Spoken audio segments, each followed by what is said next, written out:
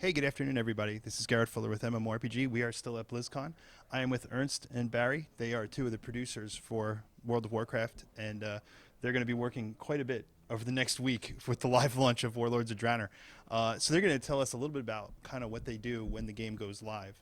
So, Ernst, do you want to start us off a little bit and talk maybe about what you're looking at next week on how you've already put the patch in, you've already got some things moving forward, and you're on the design side, right? Mm-hmm. So what is it like for your team to go into the next few days, especially right after BlizzCon?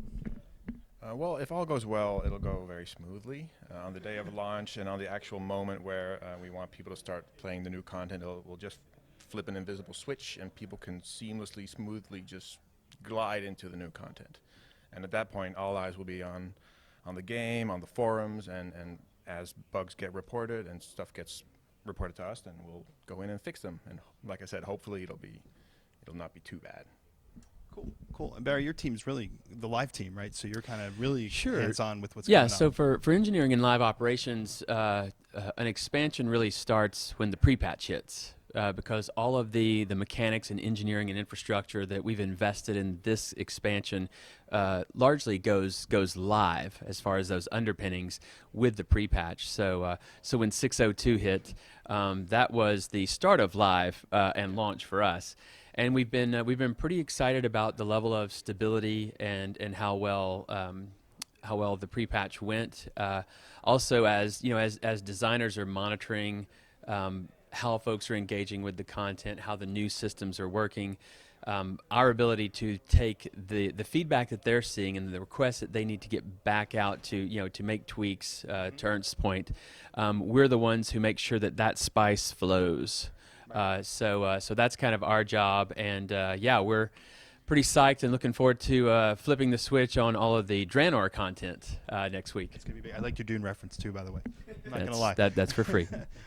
So we talked earlier to Corey about all the features, and there's a lot of different features on it. For you guys, I mean, adding a new feature to this game is a colossal task as it is. Ernst, for your team looking at it, what's some of the features that you really are looking forward to coming up? And go ahead. Honestly, I just like to log in when we have a new expansion and just go out and discover the world. That's why I love World of Warcraft so much. I mean, obviously, I'm very excited about garrisons and the new dungeons, but just the first time you're in the new content, you're in the new zone, you're looking at the new environment and the new trees and everything, and you just get your first quest and you start down that path, and that's what does it for me. That's what I look forward to most. Barry?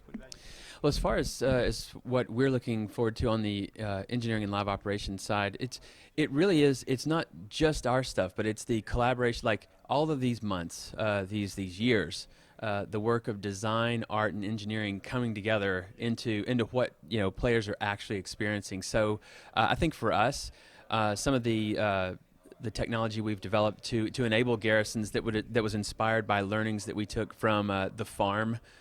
In Mists of Pandaria, like seeing that evolve and seeing the next step of that's really exciting. The tech behind the new character models, all of the new animation and the way that actually comes off, yet still maintains a performance footprint that allows us to run across a wide spectrum of hardware, so that the very complex global audience of WoW doesn't suffer as we try to up the game. In terms of visual fidelity. I think you guys do an amazing job of allowing it to go be played on older systems and, Thank you. Older. It really is fun. Like you can always get into WoW. I always just say that a lot. So it's very cool. You guys had an interesting story before about some of the balance things that your teams go through. We were talking about the pruning of the stats and the skills and dumbing things down a little bit, and then you faced off with a nice troll that was. Oh yeah, it's. Give the cliff notes. To something that Corey mentioned in another session. It's with a game that's lived this long. You have to maintain the amount of complexity, because folks can only hold so much in their head. So ability pruning and thinking about what features are essential is key. But also we looked at stats and reducing stats, or reducing the number values in stats. And for those who played the day 6.02 went live, one interesting bit of experience was that some bosses in very old content were a lot more powerful than they were. And like myself, I rolled a brand new gnome warrior in full heirlooms, and just went out to see. I wonder if I'll encounter anything. And there's a Frostmane troll cave very early in the gnome starting zone, and I went in there, and there's a rare Great Father Arcticus, big troll with a two-handed sword, very savvy guy. One shot at me. Took all 208 of my health with like 756 overkill. Which was almost entertaining as a veteran. It's been so long since I got face pwned in a starting We were zone. saying that, It was yeah, almost I died. refreshing.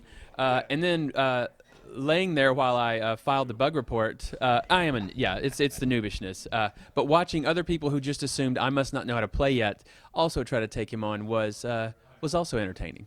Yeah. They paid the price. But then within 45 minutes, I wanted to show some of the coworkers, but like within 45 minutes, they had already, to that point about being able to take feedback and tweak it, it was already gone. But fun while it lasted, a fun little blip. Yeah, but that's the amazing part of the story is, like you said, 45 minutes later, you guys had a fix on that, and we're moving forward. I mean, that speaks so well to your teams that you can. Thank you. Most games, yeah, no, it's tough. So, cool. Well, we're going to end up with our last question, and we're going to talk really quickly. What's your next week look like? Are you excited? Are you ready? Are you 16-hour days, Ernst? What's your?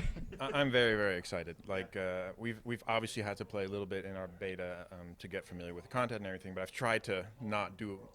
I want to experience it as a fresh player, so hopefully I'll get a chance to this week.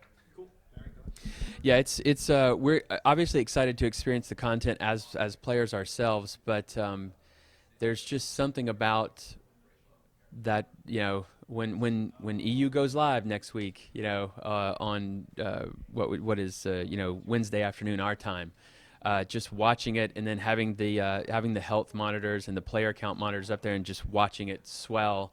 That's what we'll be doing, and it's. I don't know. We run on adrenaline and donuts and Red Bull and stuff. But yeah, and we just can't wait for that process to kick off. Awesome. Thanks so much, guys. We really appreciate it. Everybody, tune in next week, man. We'll all be playing. So we will see you online. This is Garrett from Blizzcon for MMORPG. Thanks again. Thanks.